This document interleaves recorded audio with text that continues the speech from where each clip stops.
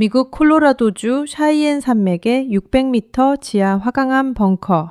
전 세계의 안보를 통제하는 미 전략사령부의 심장부에 고막을 찢을 듯한 붉은 비상 사이렌이 울려 퍼졌습니다. 거대한 메인 스크린 중앙, 칠흑 같은 우주 공간을 찢으며 날아오르는 붉은색 궤적. 고도 100km 상공에서 대기권을 물수제 빗뜨듯 튕기며 날아오는 그 비행체의 속도는 무려 마하 20이었습니다.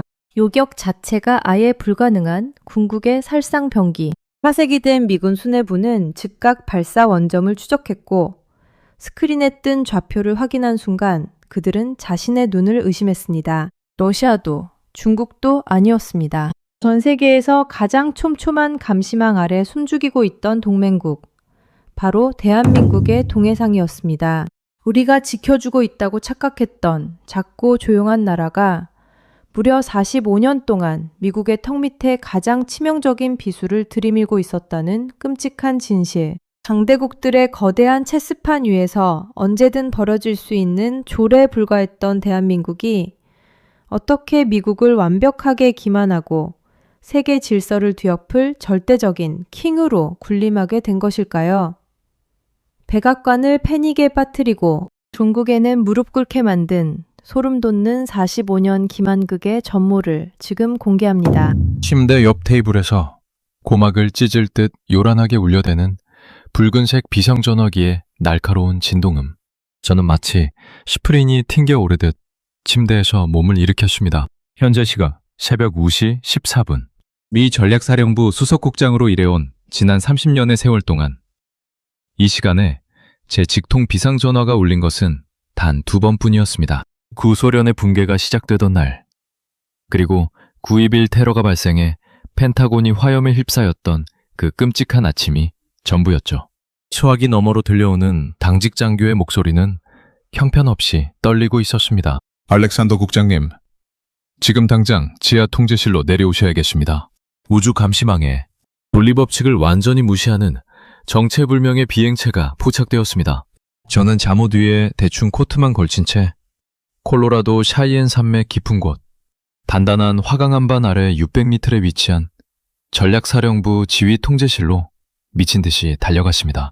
핵전쟁의 아마겟돈 속에서도 살아남도록 설계된 수십 톤짜리 두꺼운 강철문이 열리자마자 훅 끼쳐오는 서늘한 공기와 함께 붉은색 비상조명 아래에서 사색이 된 채 미친 듯이 자판을 두드리는 수십 명의 분석관들이 제 시야에 들어왔습니다. 거대한 메인 스크린 중앙, 칠흑 같은 우주 공간을 찢으며 날아오르는 붉은색 궤적이 선명하게, 그리고 너무도 위협적으로 반짝이고 있었습니다. 상황 보고에 제가 굳은 목소리로 지시하자 전술 통제관 베이비드 스콧 대령이 파랗게 질린 얼굴로 다가왔습니다. 초기에는 러시아의 신형 대륙간 탄도미사일 ICBM인 줄 알았습니다. 그런데 고도 100km 부근에서 추진체가 분리되더니 탄두가 대기권 상층부를 마치 물수제비 뜨듯 튕기며 활공하기 시작했습니다. 속도가 무려 마하 20입니다. 시속 24,000km라는 뜻입니다. 스콧 대령의 보고에 제 심장이 바닥으로 쿡 떨어지는 것 같았습니다. 마하 20의 극초음속 활공 비행체 HGV. 그것은 무려 1조 달러라는 천문학적인 국방비를 쏟아붓고도 우리 미국조차 아직 완벽하게 제어하지 못해 번번이 실험에 실패했던 궁극의 무기였습니다.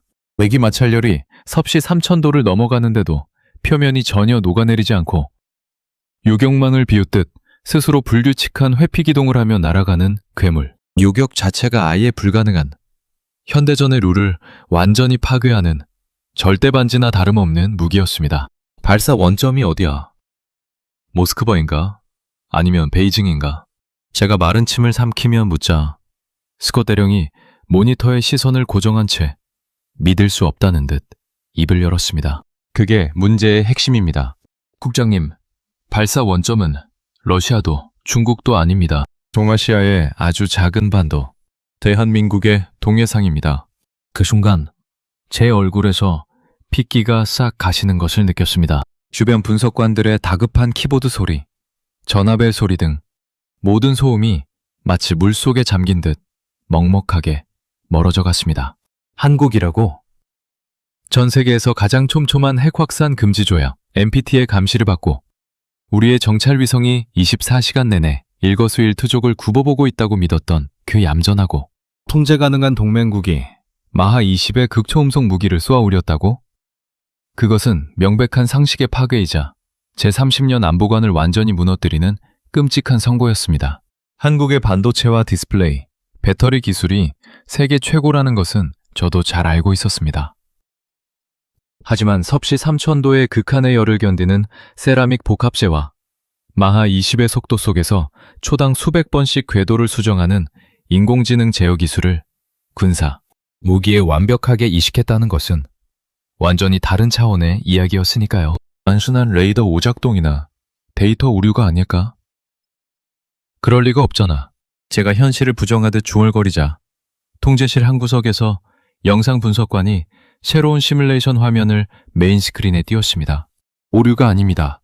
궤도 시뮬레이션 결과 저 비행체는 정확히 베이징을 거쳐 도쿄 상공을 가로지른 뒤 캄차카 반도를 지나 태평양으로 빠져나가는 궤적을 그렸습니다. 마음만 먹으면 단 30분 안에 워싱턴 백악관을 타격할 수 있는 무시무시한 사거리입니다. 더 끔찍한 건 저 발사체의 헤드 부근에 최소 10킬로톤 KT급의 소형 전술 핵탄두를 탑재할 수 있는 여유 공간이 계산된다는 겁니다. 30년간 철옹성이라 믿었던 미 합중국의 안보관이 산산조각 나는 순간이었습니다. 등골을 타고 서늘한 식은땀이 흘러내렸습니다. 우리는 완벽하게 속았습니다. 한국은 우리의 거대한 해구산 아래에서 순종적으로 보호받는 척하며 가장 치명적이고 예리한 비수를 제국의 턱 밑까지 은밀하게 들이밀고 있었던 것입니다. 도대체 언제부터 어떻게 이런 거대한 기만극이 전 세계의 눈을 속이고 시작될 수 있었던 것일까요? 미국의 최첨단 정찰 위성과 전 세계 정보기관의 현미경 같은 감시망을 모조리 바보로 만들며 무려 1조 달러짜리 국방기술의 한계를 비웃듯 뛰어넘어버린 저 독종 같은 나라. 저는 당장 이 파멸적인 무기의 뼈대와 뿌리를 찾아내야만 했습니다. 당장 펜타곤과 중앙정보국 CIA 본부에 최고 등급의 긴급정보 접근 권한을 요청해 지금 당장 랭글리로 간다. 저는 덜덜 떨리는 손을 꽉 쥐며 돌아서서 통제실을 빠져나왔습니다. 겉으로 드러난 저 마하 20의 붉은 궤적은 그들이 반세기 가까운 세월 동안 지하 가장 어두운 곳에서 벼려온 거대한 빙산의 아주 작은 일각일 뿐이라는 끔찍한 직감이 제 온몸을 지배하고 있었습니다. 그들이 이토록 지독한 생존 본능을 품게 된 아주 먼 과거의 시간. 그 금단의 역사를 들춰내기 위해 저는 이제 버지니아주 랭글리에 위치한 CIA의 가장 깊은 지하문 속으로 내려가야만 했습니다. 45년이라는 기나긴 세월 동안 동맹이라는 껍데기 속에서 고개를 숙인 채 소리 없이 송곳을 갈아온 대한민국의 진짜 얼굴을 마주하기 위해서 말입니다. 버지니아주 랭글리에 위치한 중앙정보국 CIA 본부의 지하는 지상의 화려하고 권위적인 모습과는 전혀 다른 이질적인 세상이었습니다. 겹겹의 홍채 인식과 지문 보안 장치를 통과하고 육중한 엘리베이터를 타고 한참을 내려가서야 도착한 지하 3층의 극비 문서 보관실. 마치 거대한 콘크리트 무덤처럼 서늘하고 적막한 그곳은 형광등의 창백한 불빛만이 조용히 깜빡이며 공기마저 수십 년 전의 시간에 멈춰 서 있는 듯 했습니다. 코끝을 찌르는 오래된 종이 냄새와 퀴퀴한 먼지 향이 무겁게 가라앉은 복도를 지나 저는 안내를 받아 보관실 가장 깊숙한 곳, 빛조차 제대로 닿지 않는 구석진 철제 금고 앞에 섰습니다. 녹슬고 낡은 금고의 다이얼을 수차례 돌리자 둔탁한 쇠소리와 함께 두꺼운 강철문이 열렸습니다. 그 안에는 누렇게 변색되고 낡아빠진 서류철 하나가 마치 세상에 다시 나오기를 기다렸다는 듯 엎드려 있었습니다. 조심스럽게 그것을 꺼내 철제 책상 위에 올렸습니다. 표지에는 붉고 선명한 잉크로 1급 비밀, 탑 시크릿이라는 낙인과 함께 번개 프로젝트 라이닝라는 암호명이 또렷하게 적혀 있었습니다. 반세기에 가까운 긴 시간 동안 어둠 속에 봉인되어 있던 판도라의 상자. 그 첫 페이지를 넘기는 순간 제 손끝은 미세하게 떨리고 있었습니다. 그것은 단순히 과거의 낡은 기록이 아니었습니다. 냉전이 가장 격렬하게 타오르던 1970년대. 세계 최강국 미국의 일방적인 주한미군 철수 위협과 북한의 총구 앞에서 오직 생존이라는 두 글자를 위해 국가의 명운을 걸고 자체 핵무장을 명령했던 대한민국 최고 지도자의 처절하고도 도끼 어린 결단이 고스란히 담겨 있었기 때문입니다. 강대국들이 지배하는 거대한 체스판 위에서 언제든 버려질 수 있는 소모품이 되지 않기 위해 그들은 스스로 파멸의 불씨를 품기로 결심했던 것입니다. 하지만 제가 가장 경악했던 부분은 그들의 은폐 능력이었습니다. 당시 전 세계 정보기관이 한국의 일거수일투족을 현미경처럼 들여다보고 있던 시절, 도대체 무슨 수로 우라늄 농축에 필요한 핵심 부품을 들여올 수 있었단 말입니까? 저는 빛바랜 서류들 사이에서 한 장의 암호 전문과 흑백 사진을 발견하고는 숨이 턱 막혔습니다. 바로 그 지점이 우리 중앙정보국이 완벽하게 허를 찔렸던 이유였습니다. 대한민국 최고 지도자는 국가의 생존을 위해 당시 한국 경제의 폭발적인 성장을 이끌던 재계의 거목을 어둠의 최전선에 투입했습니다. 문서에 첨부된 흑백 사진 속 인물, 특유의 강인한 턱선과 매서운 눈빛을 가진 사내. 사람들은 그를 정 회장이라 불렀습니다. 그는 기업인의 탈을 쓴 채 중동의 뜨거운 사막과 유럽의 거친 건설 현장을 누비는 수많은 인부들과 자재의 행렬 뒤에서 아무도 상상하지 못한 기상천외한 우회로를 개척했습니다. 바로 동구권 공산주의의 맹주였던 유고슬라비아였습니다.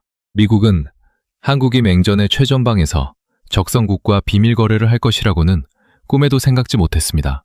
정 회장은 유고슬라비아 정부 고위층에게 거액의 달러를 쏟아부어 미국의 감시망이 절대 닿을 수 없는 완벽한 사각지대를 만들어냈고, 유럽 전역에서 은밀하게 사들인 은신분리기 부품들을 평범한 건설 자재로 위장해 한국의 항구로 끊임없이 흘러들어가게 했습니다.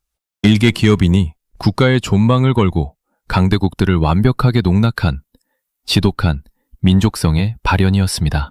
하지만 설을철의 마지막 장은 비극적인 결말로 끝이 나 있었습니다. 이를 눈치챈 미국 행정부의 피를 말리는 아빠, 그리고 최고 지도자의 죽음. 거대한 번개 프로젝트는 주인을 잃었고 한국의 연구시설은 미국의 주도하에 철저히 파괴되었으며 과학자들은 뿔뿔이 흩어졌다는 CIA 서울 지부장의 최종 보고서가 문서의 끝을 장식하고 있었습니다. 제가 깊은 한숨을 내쉬며 설을철을 덮으려 할 때였습니다. 철제 금고 옆 어둠 속에 앉아있던 늙은 문서 관리인이 차갑고 앙상한 손으로 제 손목을 강하게 쥐었습니다. 수십 년 전 한국 담당 분석관으로 근무했던 그 노인의 눈빛이 형광등 불빛 아래 기괴하게 번쩍였습니다. 국장님, 당신은 정말로 이 서류의 마지막 장처럼 그 도끼 품은 한국인들이 모든 것을 순순히 포기하고 꼬리를 내렸을 거라고 생각하십니까? 그의 낮고 쉰 목소리가 제 귓가를 때렸습니다. 세상에서 가장 무서운 것은 불태워 없앨 수 있는 문서나 폭약으로 부셔버릴 수 있는 연구소가 아닙니다. 다시는 강대국에게 무력하게 당하지 않겠다고 피눈물을 흘리며 다짐한 그 지독한 집념. 한번 스스로 일어서겠다고 맹세한 과학자들의 머릿속에 각인된 생존 본능입니다. 그의 말이 제 심장을 차갑게 얼어붙게 만들었습니다. 서류상의 죽음은 완벽한 위장이었습니다. 그들은 프로젝트를 멈춘 것이 아니라 우리가 결코 의심하지 않을 가장 평화롭고 일상적인 얼굴을 한 채 지하 깊은 곳으로 완벽하게 스며들었던 것입니다. 1세대가 노쇠하여 쓰러지면 2세대가 비밀스러운 바통을 이어받았고 다시 3세대의 천재적인 두뇌들이 보이지 않는 릴레이 경주를 계속해 나갔던 45년의 거대한 침묵. 그렇다면 방금 전 콜로라도 벙커에서 목격했던 그 극초음속 무기의 부품들은 도대체 어디서 났단 말입니까? 마하 20의 비행체는 수천 도의 열을 견디는 특수 소재와 수만 개의 초정밀 부품이 결합되어야만 탄생할 수 있습니다.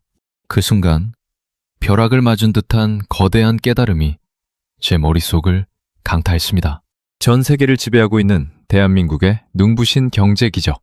우리가 그들의 스마트폰을 귀에 대고 그들이 만든 전기차의 엑셀러레이터를 밟으며 환호하는 동안 그들은 거대한 민간 상업 기술을 군사무기의 완벽한 위장막으로 사용하고 있었던 것입니다. 핵탄두를 한치의 오차 없이 폭발시키기 위해 필요한 초정밀 마이크로 제어칩. 그들은 그것을 밀수할 필요가 없었습니다. 세계 최고 수준의 반도체 미세 공정을 주도하는 한국의 대기업 삼성의 연구소에서 흘러나오는 최첨단 나노 기술이 완벽한 두뇌가 되어주었으니까요. 기폭장치에 순간적으로 수만 볼트의 전력을 공급하는 고효율 배터리는 전 세계 시장을 휩쓰는 LG의 초고밀도 배터리 기술이 담당했습니다. 어디 그뿐입니까? 대기권을 찢으며 마하 20으로 내려올 때 탄두를 보호하는 특수 차폐 강철과 열 방어 소재들. 그것은 바다 위를 떠다니는 거대한 LNG 운반선과 세계적인 자동차를 만들어내는 현대의 용광로와 소재 연구소에서 추출해낸 정수였습니다. 극초음속 활공체의 불규칙한 회피 기동을 스스로 계산하는 인공지능. 전 국민이 사용하는 초고속 통신망과 딥러닝 데이터 센터가 그 치명적인 살상 무기에 눈과 귀로 진화한 것입니다. 저는 다리에 힘이 풀려 차가운 철제 의자에 털썩 주저앉고 말았습니다. 대한민국이라는 거대한 국가의 민간 기술 생태계 전체가 전 세계의 눈을 완벽하게 속인 하나의 거대하고 무시무시한 군사기술 배양지로 기능하고 있었던 것입니다. 일상의 편리함을 위해 만들어진 상업 기술들이 언제든 버튼 하나만 누르면 제국의 심장을 꿰뚫을 파멸의 창으로 변할 수 있도록 45년 동안 치밀하게 조립되어 왔던 것이죠. 이것은 영토와 자원이 풍부한 미국이나 중국 같은 초강대국들은 감히 상상조차 할 수 없는, 오직 비좁은 영토에서 살아남기 위해 지독하게 발버둥 쳐온 한국인들만이 도달할 수 있는 극강의 생존 예술이었습니다. 하지만 서류와 심증만으로는 완벽한 팩트가 될 수 없었습니다. 그들이 완성해낸 물리적인 실체, 즉 플루토늄이 장착된 진짜 핵탄두와 그것을 쏘아 올릴 궁극의 플랫폼이 과연 존재하는가? 저는 이 거대한 기만극의 마지막 퍼즐 조각을 제 두 눈으로 직접 확인해야만 했습니다. CIA 지하 3층의 매캐한 공기를 뒤로 한 채 저는 곧바로 버지니아를 떠나 워싱턴 덜레스 공항으로 향했습니다. 서방 엘리트의 특유의 오만함을 밑바닥부터 뒤흔들어 버린 그 괴물의 심장부, 그 지독한 독종들이 3세대에 걸쳐 지하에 완성해 놓은 기괴하고도 완벽한 창을 마주하기 위해 저는 14시간의 비행을 거쳐 태평양 건너 대한민국의 심장, 서울로 날아가는 비행기에 몸을 실었습니다. 14시간의 기나긴 비행 끝에 도착한 인천국제공항. 비행기 창밖으로 내려다 보이는 대한민국의 수도, 서울은 수천만 개의 화려한 불빛으로 찬란하게 빛나고 있었습니다. 불과 반세기 전, 전쟁의 참화 속에서 모든 것이 잿더미로 변했던 폐허의 땅. 미국의 원조 없이는 단 하루도 버티지 못할 것이라며 전 세계에 비웃음을 샀던 그 가난한 나라는 이제 세계 경제를 주도하는 눈부신 메가시티를 건설해냈습니다.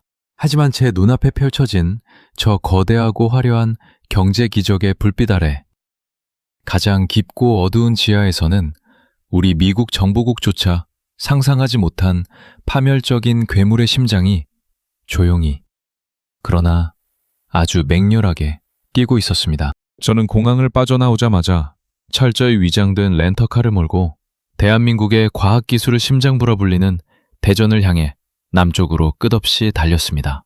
제가 향한 곳은 첨단 연구소들이 밀집한 화려한 도심이 아니었습니다. 대전 외곽, 인적이 드문 구도심에 낡고 빛바랜 간판이 아슬아슬하게 매달려 있는 허름한 옛날식 다방이었습니다.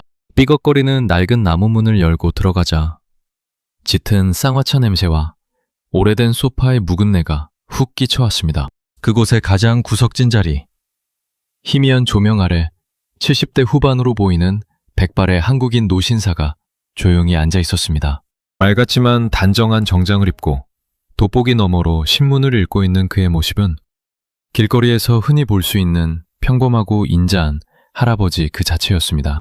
하지만 저는 마른 침을 삼키며 조심스럽게 그에게 다가갔습니다. 한국 국방부의 비공식 채널을 통해 극비리에 주선된 이 만남의 상대, 그는 바로 한국의 무기개발을 총괄하는 국방과학연구소의 수석연구원을 지내고 은퇴한 권도환 박사였습니다. 한국이 쏘아올린 모든 기적과 공포의 시작점이 바로 그의 머리와 손끝에서 탄생했다고 해도 과언이 아닌 천재적인 두뇌를 가진 전설적인 인물이었습니다. 알렉산더 국장님, 먼 길 오시느라 수고 많으셨습니다. 권 박사가 신문을 덮으며 낮고 차분한 목소리로 인사를 건네십니다. 그의 눈빛은 늙은 외모와는 달리 믿을 수 없을 만큼 매섭고 형형하게 빛나고 있었습니다. 저는 자리에 앉자마자 주변을 빠르게 살핀 뒤 곧바로 본론으로 들어갔습니다. 권 박사님, 당신들이 민간 상업 기술을 군사무기의 뼈대로 위장했다는 것은 이해했습니다. 하지만 핵무기라는 파멸의 실체를 완성하기 위해서는 폭발의 심장이 되는 무기급 핵물질이 반드시 필요합니다. 한국은 국제원자력기구 IAEA의 가장 촘촘하고 엄격한 감시를 받는 국가 아닙니까? 전 세계의 감시망을 속이고 도대체 어떻게 플루토늄을 축적했단 말입니까? 저의 날카로운 반문에 권 박사는 테이블 위에 놓인 찻잔을 천천히 들어 한 모금 마신 뒤 서구의 엘리트들을 완벽하게 농락했다는 지적인 쾌감이 흐르는 미소를 지었습니다. 국장님, 세상에 존재하는 아무리 완벽하고 치밀한 시스템이라 할지라도 지극히 합법적인 오차범위라는 것이 존재하기 마련입니다. 플루토늄을 추출하고 재처리하는 거대한 공정 속에서 국제사회가 관용적으로 인정해주는 측정 오차는 불과 0. 몇 % 수준에 불과하죠. 태클보다 작은 아주 미미한 양입니다. 하지만 그 0. 몇 %라는 합법적인 오차의 틈새로 단 한 방울의 의심도 사지 않은 채 10년, 20년, 그리고 30년이 넘는 기막인 세월 동안 매일같이 아주 조금씩 거대한 강물이 되어 플루토늄을 빼돌린다면 어떻게 될 것 같습니까? 저는 그 순간 등골이 서늘해지며 전신에 소름이 돋는 것을 느꼈습니다. 대규모 우라늄 농축 시설을 산속에 몰래 지을 필요가 없었습니다. 세계 최고 수준의 원자력 기술을 자랑하는 대한민국이라는 국가, 경제를 맹렬하게 돌려대는 그 거대하고 합법적인 원자력 생태계 자체가 미합중국과 전 세계의 눈을 완벽하게 가려버린 사상 최대의 거대한 위장막이었던 것입니다. 매년 수십 발의 핵무기를 만들 수 있는 분량의 치명적인 핵물질이 오차범위라는 가장 완벽하고 흥결없는 평화의 가면을 쓰고 30년 동안 지하의 암실로 조용히 눈송이처럼 쌓여갔던 것입니다. 권 박사는 안주머니에서 외부 통신망과 완전히 차단된 낡은 스마트폰 하나를 꺼내 제 눈앞으로 밀어주었습니다. 희미한 백라이트 불빛 너머로 드러난 한 장의 흑백 사진. 그것은 복잡하고 기하학적인 전선들이 수액 바늘처럼 연결된 채 서늘한 금속성의 광택을 내뿜고 있는 완벽한 구형의 물체였습니다. 축구공보다 약간 큰 크기의 그 정밀한 금속 구체. 그것은 의심할 여지 없는 소름 끼치도록 정교하게 가공된 10킬로톤 KT급 초소형 전술 핵탄두의 실체였습니다. 과거 히로시마를 지옥으로 만들었던 위력을 가졌으면서도 크기는 획기적으로 축소되어 당신이 목격한 그 마하 20의 비행체 안에 손쉽게 밀어넣을 수 있는 궁극의 살상병기입니다. 우리의 반도체와 배터리 기술이 이 완벽한 뇌관을 완성했죠. 머리를 거대한 쇠망치로 얻어맞은 듯한 충격이었습니다. 완벽한 10킬로톤의 핵탄두, 그리고 마하 20의 극초음속 투발수단, 한국이 누구도 꺾을 수 없는 가장 날카롭고 잔인한 공격의 창을 완성했다는 사실은 이제 완벽한 현실이 되었습니다. 하지만 정부 분석관으로서 30년을 살아온 제 차가운 본능은 다음 단계의 거대한 의문을 향해 달려가고 있었습니다. 국제정치의 냉혹한 세계에서 공격용 창만으로는 결코 국가의 생존을 장담할 수 없습니다. 만약 미국이나 중국이 수천 발의 핵미사일로 선제 타격을 퍼붓는다면 저 아름다운 창은 하늘로 날아오르기도 전에 고철 덩어리로 증발해버릴 테니까요. 단 한 번의 패배가 곧 영원한 멸망을 의미하는 이 비좁은 반도 위에서 수천 번의 외세 침략을 뚫고 기어이 살아남은 저 독종 같은 민족이 과연 자신들을 방어할 완벽한 방패 없이 무기만 달랑 만들어 두었을리 만무했습니다. 저는 그들이 지하 깊은 곳에 숨겨둔 더 거대하고 완벽한 방패, 그 누구도 뚫을 수 없는 불멸의 생태계를 찾아내기 위해 북쪽의 험준한 산악지대, 강원도 철원으로 차를 몰았습니다. 민간인의 출입이 완벽하게 통제된 휴전선 최전방, 인적이 끊긴 첩첩산 중의 작은 초소 앞에서 한국군 미사일 전력사령부 핵심 작전 참모인 유태성 대령이 바위처럼 단단한 체구로 저를 맞이했습니다. 알렉산더 국장님, 대한민국의 진정한 억지력을 확인하려면 가장 깊고 어두운 땅 속으로 들어가는 수밖에 없습니다. 유 대령의 묵직한 목소리와 함께 우리는 초소 뒤편에 숨겨진 육중한 강철 엘리베이터에 탑승했습니다. 거친 기계음과 함께 엘리베이터는 단단한 화강암 반을 뚫고 지하 200m를 향해 맹렬하게 하강했습니다. 엘리베이터의 문이 열리는 순간 저는 제 눈앞에 펼쳐진 광경에 숨이 턱 막혀 그 자리에 얼어붙고 말았습니다. 좁고 답답한 벙커를 예상했던 제 상상은 처참하게 박살났습니다. 그곳은 지하 세계에 건설된 거대한 도시였습니다. 축구장 50개 크기에 달하는 거대한 지하 광장, 수십 개의 거대한 터널이 거미줄처럼 교차하고 천장에 눈부신 LED 조명이 대낮처럼 공간을 밝히고 있었습니다. 대령님, 이게 대체 뭡니까? 이 엄청난 규모의 지하 공간을 구착할 때 발생하는 그 엄청난 소음과 파낸 흙더미를 어떻게 미국과 북한의 감시망을 완벽하게 속이고 감출 수 있었단 말입니까? 제가 경악하며 묻자 유 대령이 입가에 옅은 미소를 지었습니다. 우리는 이 지역 일대를 거대한 지뢰 제거 작전 구역으로 완전히 통제했습니다. 지상에서는 수백 톤의 흙을 뒤집어 엎으며 매일같이 굉음을 내는 대규모 지뢰 폭파 훈련을 벌였죠. 지하 200m 아래에서 화강암을 다이너마이트로 폭파하는 그 엄청난 진동과 소음을 지상에서 터지는 평범한 지뢰 폭발음으로 완벽하게 위장하고 은폐한 겁니다. 당신들의 정찰 위성이 매일 지뢰가 터지는 최전방의 일상적인 풍경을 내려다보며 안심하고 있을 때 우리는 이 거대한 생존 요새를 파내려가고 있었던 겁니다. 미국의 최첨단 우주 감시망을 수십 년 된 재래식 지뢰 폭발로 완벽하게 기만하다니 저는 그들의 대담하고도 소름 끼치는 발상에 할 말을 잃었습니다. 이 거대한 요새 안에는 독자적인 소형 원자력 발전 시스템과 수질 정화 시설, 심지어 식량을 재배하는 수경 농장까지 갖춰져 있어 지상이 핵 불바다가 되어도 수천 명의 병력이 6개월 이상 완벽하게 생존할 수 있었습니다. 그리고 그 요새의 가장 깊숙한 경납고에는 제가 코로라도 벙커에서 궤적으로만 보았던 마하 20의 극초음속 활공체를 탑재한 거대한 미사일 수십 기가 숲을 이루듯 빼곡하게 도열해 있었습니다. 적의 선제 핵 타격이 끝난 직후 산봉우리 곳곳에 위장된 거대한 강철 해치가 열리고 지하 200m에서 곧바로 이 미사일들이 불을 뿜으며 솟아오릅니다. 적의 승리의 축배를 들기도 전에 유령처럼 살아남은 우리의 핵탄두들이 적의 수도를 완전히 지워버리는 겁니다. 이것이 대한민국이 반세기 가까이 콘크리트로 부어 만든 진정한 의미의 세컨드 스트라이크, 완벽한 억지력입니다. 하지만 한국의 생존 집착은 보복에서 끝나지 않았습니다. 유 대령은 통제실의 거대한 스크린에 또 다른 시스템을 띄웠습니다. 물론 맞고 나서 반격하는 것은 최악의 시나리오입니다. 애초에 적의 창이 우리 영토에 떨어지는 것 자체를 용납하지 않죠.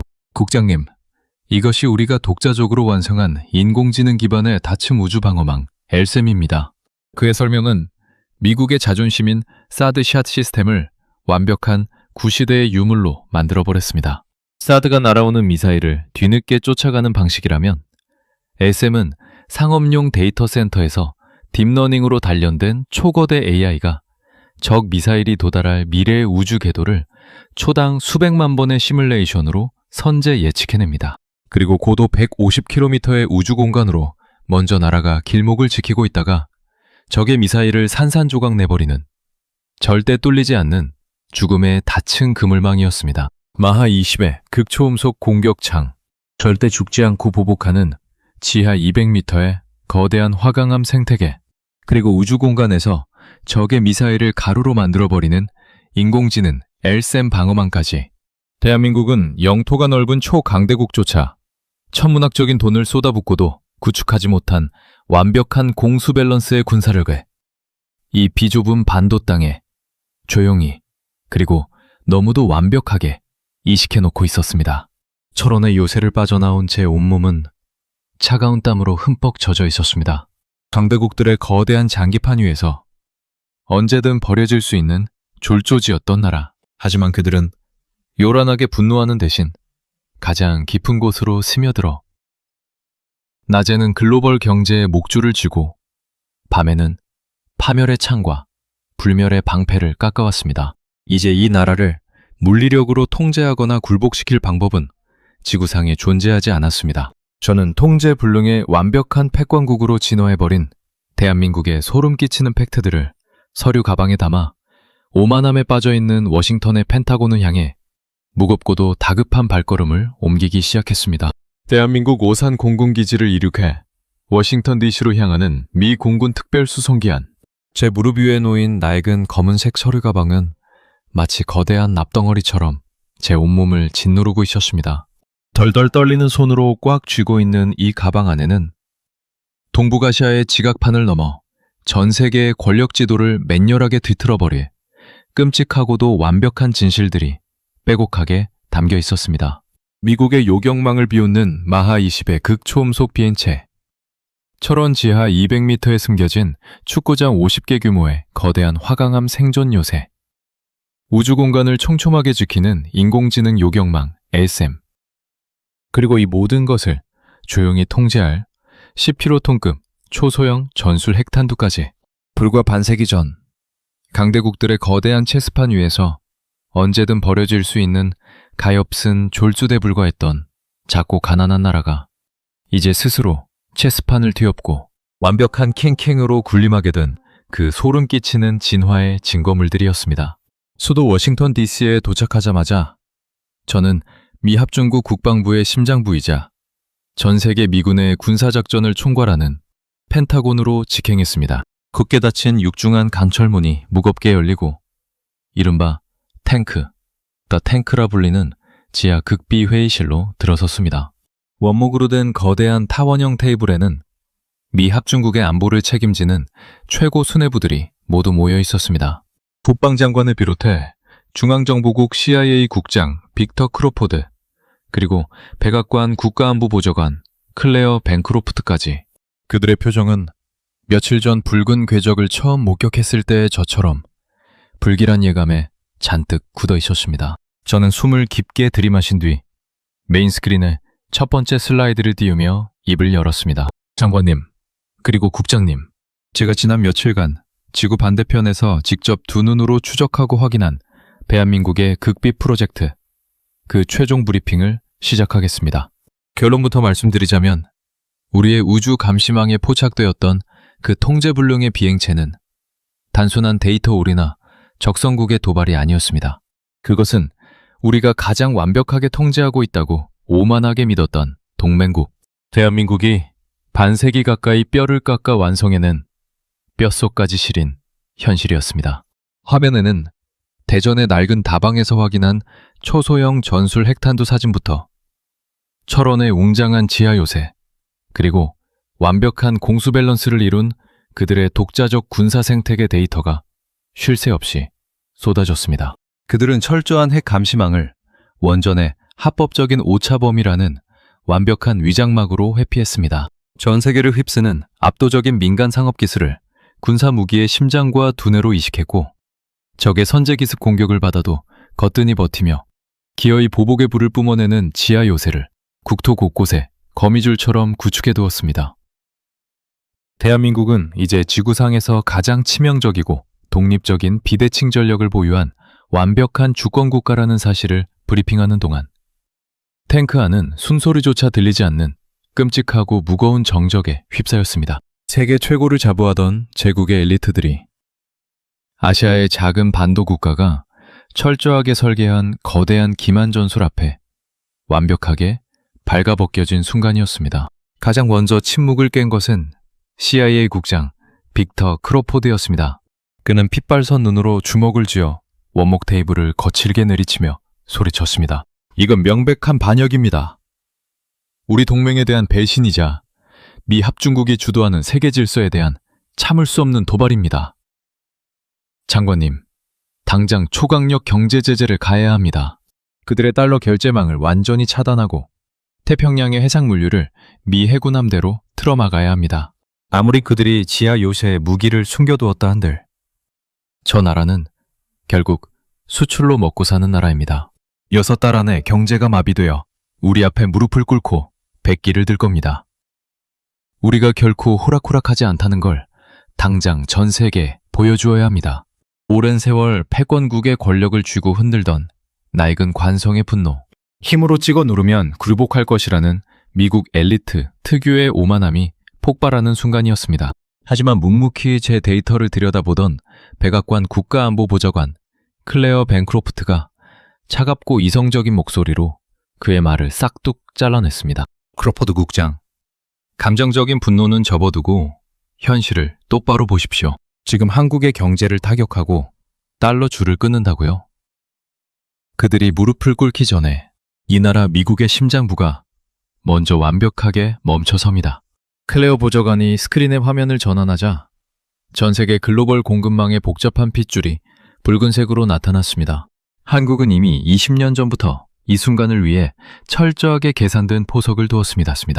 그들은 전 세계 IT 첨단 산업과 방위 산업 공급망의 가장 핵심적인 목줄을 쥐고 있습니다. 만약 우리가 분노에 차서 그들을 제재하여 첨단 반도체와 고효율 배터리의 공급이 단 하루라도 끊기면 어떻게 되는지 아십니까? 캘리포니아의 실리콘밸리는 한 달 안에 완전히 셧다운됩니다. 월스트리트의 금융 서버 라인이 마비되고 당신이 타고 다니는 전기차와 손에 든 스마트폰 생산 라인이 모조리 멈춰섭니다. 심지어 우리 미군이 사용하는 최신형 전투기와 정밀 유도 무기조차 한국산 핵심 부품 없이는 단 한 대도 제대로 조립할 수 없는 몸이 되었습니다. 통제요? 제재요? 누가 누구를 제재한단 말입니까? 빅터 크로포드의 얼굴이 일그러졌습니다. 그럼 우리의 완벽한 작전 통제권 아래 있던 나라가 저렇게 통제불능의 핵무장 국가가 되는 걸 두 눈 뜨고 가만히 지켜보자는 겁니까? 가만히 두자는 게 아닙니다. 우리가 그들을 통제할 자격을 진작에 상실했다는 뼈아픈 사실을 인정하자는 겁니다. 클레어 보좌관은 자신의 낡은 서류 가방에서 누렇게 변색된 문서 하나를 꺼내 테이블 한가운데로 무겁게 밀어넣었습니다. 그것은 1급 비밀 인장이 찍힌 1970년대 미국 행정부의 주한미군 전면 철수 계획서 원본이었습니다. 크로포드 국장님은 아까 배신이라고 하셨죠? 하지만 이 문서를 보십시오. 역사의 진실은 정반대입니다. 동맹을 먼저 저버리려 했던 건 바로 우리 미국이었습니다. 강대국들의 대탕트라는 알량한 정치적 계산 아래 수십만의 적군을 머리 위에 이고 있는 가난하고 위태로운 나라에서 하루아침에 방패를 걷어치우려 했던 것은 바로 우리였습니다. 한국이 지하 가장 깊은 곳에서 파멸의 무기를 만든 것은 동맹에 대한 배신이 아니라 우리에게 버림받고 벼랑 끝에 내몰린 자들의 가장 처절하고도 당연한 생존 본능이었습니다. 우리는 그들의 등에 칼을 꽂으려 했고 그들은 살기 위해 스스로 이빨을 기르고 호랑이가 되는 법을 무섭게 터득했을 뿐입니다. 이것이 감히 배신입니까? 회의실은 다시금 무거운 침묵의 심해로 가라앉았습니다. 동맹국을 징벌하자니 제국의 경제가 스스로 무너져 내리고 동아시아의 최전선 방어막이 뚫려버립니다. 그렇다고 가만히 두자니 미국의 패권과 위신이 바닥으로 추락하게 되는 완벽한 진퇴양난의 딜레마. 그것이 바로 한국이 반세기의 인고와 피눈물 나는 집념 끝에 과거 자신들을 버리려 했던 미국에게 안겨준 가장 치명적이고 완벽한 외통수였습니다. 기나긴 침묵의 끝. 굳은 얼굴로 두 손을 모으고 있던 미 국방장관이 마침내 무거운 입을 열었습니다. 그의 목소리에는 깊은 피로감과 함께 한 시대가 저물어감을 통감하는 무거운 경외감이 묻어 있었습니다. 우리는 그동안 너무나도 거만했습니다. 우리가 그들을 영원히 지켜주고 영원히 우리의 발밑에서 통제할 수 있을 거라 착각했습니다. 하지만 그들은 우리 제국의 거대한 품 안에서 조용히 우리의 뼈와 살을 취하며 스스로 거인이 되어 일어섰습니다. 이제 이 차가운 현실을 받아들여야 합니다. 그들을 힘으로 굴복시키는 것은 불가능합니다. 장관이 저를 똑바로 쳐다보며 단호하게 명령을 내렸습니다. 알렉산더 국장, 당신의 보고서는 오늘 밤 백악관 오벌 오피스에 내 이름으로 직접 올라갈 것입니다. 미국의 동북아시아 안보 전략은 오늘부로 전면 수정됩니다. 펜타곤은 이제 대한민국을 미국의 보호를 받는 종속적인 주니어 파트너가 아니라 우리와 완벽하게 대등한 군사 동맹이자 스스로 방아쇠를 당길 수 있는 완전한 주권 국가로 극비리에 인정합니다. 그들을 통제하려는 모든 오만한 시도를 즉각 중단하고 그들의 압도적인 억지력을 우리 동맹의 최우선 핵심 자산으로 편입시킬 것입니다. 이제 우리는 한국에게 명령을 내리는 것이 아니라 그들과 마주 앉아 정중하게 협상해야 합니다. 세계 질서의 정점. 가장 거만하고 강력했던 미 합중국의 수뇌부가 아시아의 작은 반도 국가가 피와 땀으로 만들어낸 끈질긴 생존의 집념 앞에 완벽하게 백기를 드는 역사적인 굴복의 순간이었습니다. 회의가 끝나고 펜타곤의 육중한 건물을 걸어 나왔을 때 워싱턴 DC의 차가운 밤 공기가 제 뺨을 스쳤습니다. 하늘에 별조차 보이지 않는 칠흑 같은 어둠 속에서 저는 대전 낡은 다방의 권도환 박사와 험준한 철원의 유태성 대령, 그리고 그들 이전에 조국을 위해 목숨을 걸었던 70년대의 수많은 무명 과학자들과 영웅들의 얼굴을 떠올렸습니다. 아무도 믿어주지 않던 폐허의 땅, 강대국의 변덕에 언제 나라가 지도에서 지워질지 몰라 피눈물을 삼켜야 했던 시절, 그들은 요란하게 세상을 향해 분노하는 대신 가장 깊은 땅 속으로 스며들었습니다. 낮에는 뼈가 부서져라 경제를 일으키고 밤에는 생존의 방아쇠를 깎으며 조용히 그리고 묵묵히 버텨냈습니다. 그리고 기어이 그 험난하고 잔인한 역사의 굴레를 스스로 끊어내고 진정한 주권국가의 옥저에 올랐습니다. 그들의 비상은 그 누구도 꺾을 수 없을 만큼 찬란하고 또 무섭도록 거대했습니다. 우리가 그들을 통제한다고 착각하는 동안 그들은 스스로 제국이 되는 법을 완벽하게 터득한 것입니다. 이것이 바로 대한민국의 위대하고도 완벽한 승리입니다.